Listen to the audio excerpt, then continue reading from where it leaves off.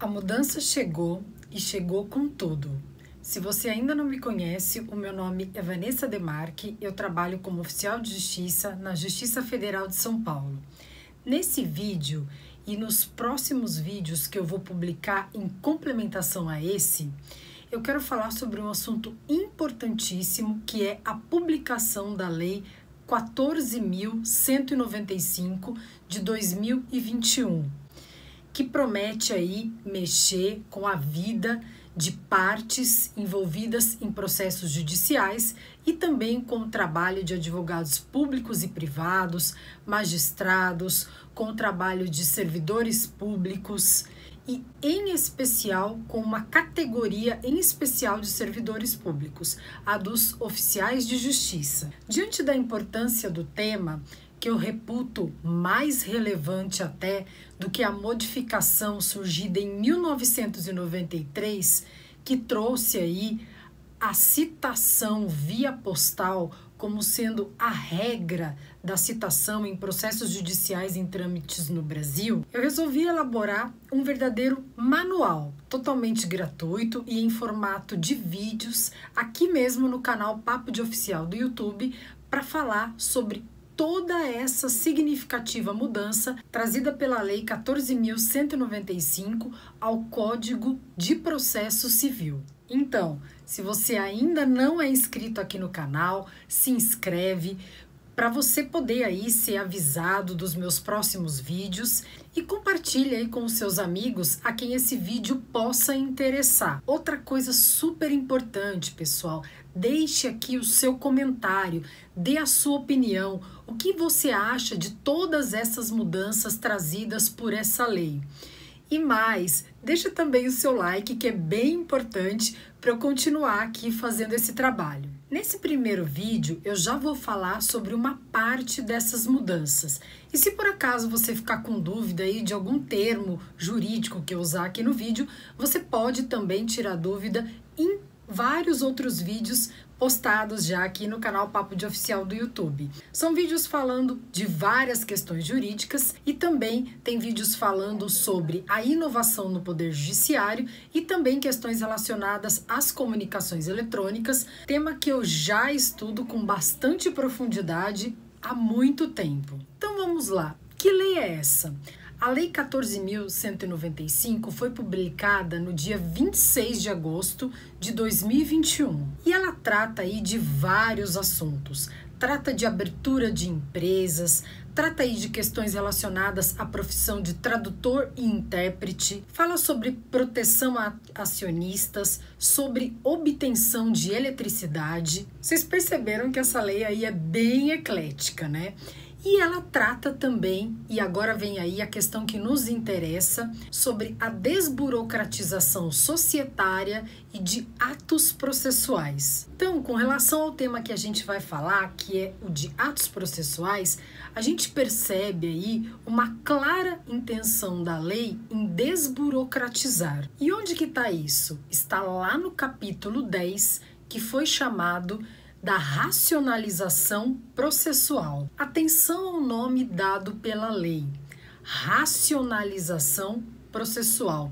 E o que significa racionalizar? De acordo com o dicionário, significa tornar um processo de produção menos dispendioso e mais eficaz. E como a lei acredita que essa racionalização seria possível?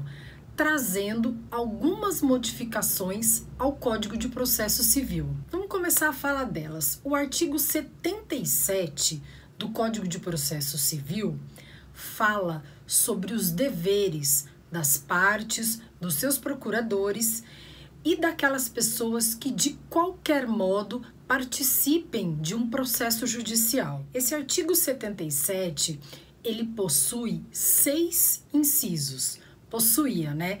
Porque agora a Lei 14.195 trouxe mais um inciso para esse artigo 77, que é o inciso 7. Que obrigação é essa?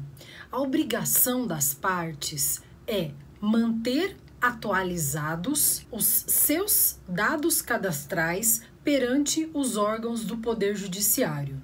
Vamos então dar um exemplo prático disso? Afinal de contas, os oficiais de justiça conhecem bem aí o lado prático dos processos judiciais. Em um processo judicial, pode estar lá cadastrado que uma pessoa física, por exemplo, é casada, que ela mora em um determinado endereço, ou então, se a gente pensar em uma empresa, pode estar cadastrado que ela tem a sede em determinado local, pode estar cadastrado que X e Y são os sócios dessa empresa, que essa empresa está em funcionamento, mas infelizmente a gente sabe que um processo judicial muitas vezes é demorado. E quando chega numa fase aí mais avançada do processo, por exemplo, quando chega aí na fase de penhora de bens, a gente pode notar que muitos desses dados cadastrais, eles não refletem mais a realidade. Por exemplo, aquela pessoa que no início do processo era casada, agora é divorciada, ela não reside mais naquele endereço que ela residia antes, uma empresa que estava em funcionamento no início do processo não está mais. Aquelas pessoas que eram sócios da empresa no início da ação já saíram da empresa. Essa empresa não tem mais a sede aonde era antes, mas no processo judicial ainda ficavam todas aquelas informações iniciais. Isto é, essas atualizações não chegavam até a justiça.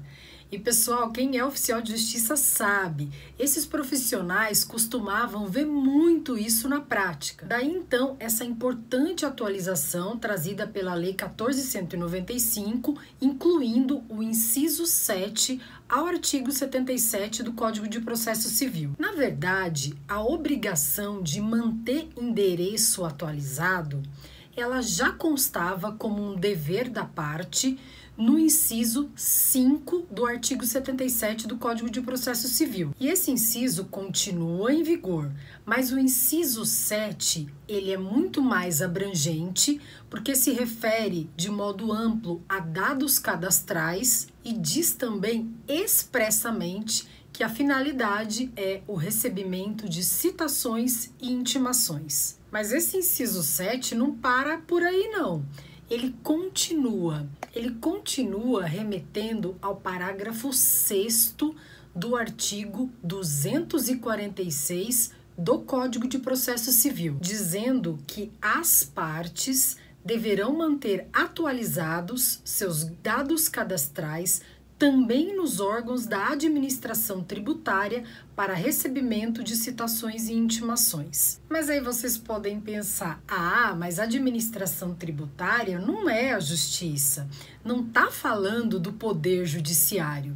Mas olha só, atenção, parágrafo 6º do artigo 246 do Código de Processo Civil, e não se preocupem porque no próximo vídeo eu vou tratar especificamente do artigo 246 do Código de Processo Civil, diz que deverá haver um compartilhamento de dados entre o contido na rede SIM e o Poder Judiciário.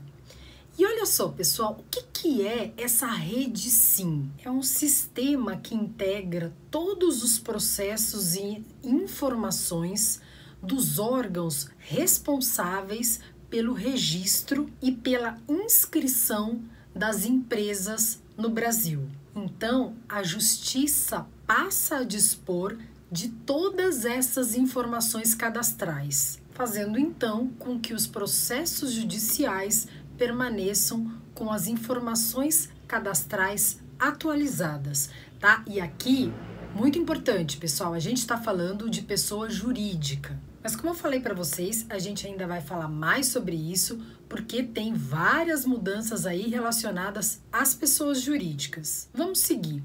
A segunda modificação, ela veio trazida no artigo 231 do Código de Processo Civil, que fala sobre a questão do prazo processual. E esse artigo, ele fala especificamente da questão do início da contagem do prazo processual. E a Lei 14.195, ela trouxe, então, mais um inciso a esse artigo. Ele tinha 8 incisos e agora passa a ter 9 incisos. Esse inciso diz qual será o dies a quo, isto é, o dia inicial de contagem do prazo, no caso das citações realizadas de forma eletrônica. E o que diz então esse inciso? Ele diz o seguinte, que o termo inicial será o 5º dia útil seguinte à confirmação do recebimento da citação eletrônica. E ainda no quesito prazo, mas colocado agora aí no capítulo da citação, a gente vê então a inclusão do parágrafo único ao artigo 238 do Código de Processo Civil. Esse artigo é aquele que explica, que fala o que é a citação, que é o ato pelo qual são convocados réu, executado ou interessado para integrar a relação processual.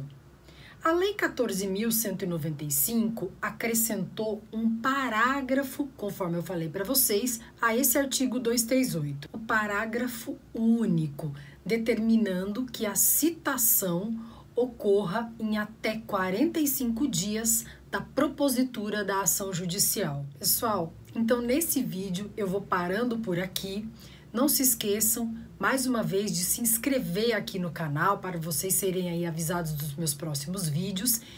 E eu espero que vocês acompanhem a todos os vídeos dessa série, porque, conforme eu falei para vocês, essa lei 14.195 mexeu com muita coisa no Código de Processo Civil e que vai afetar em cheio os processos judiciais e principalmente as comunicações de atos processuais, citações e intimações. Então é isso. Muito obrigada pela atenção de vocês. Até mais. Até o próximo vídeo.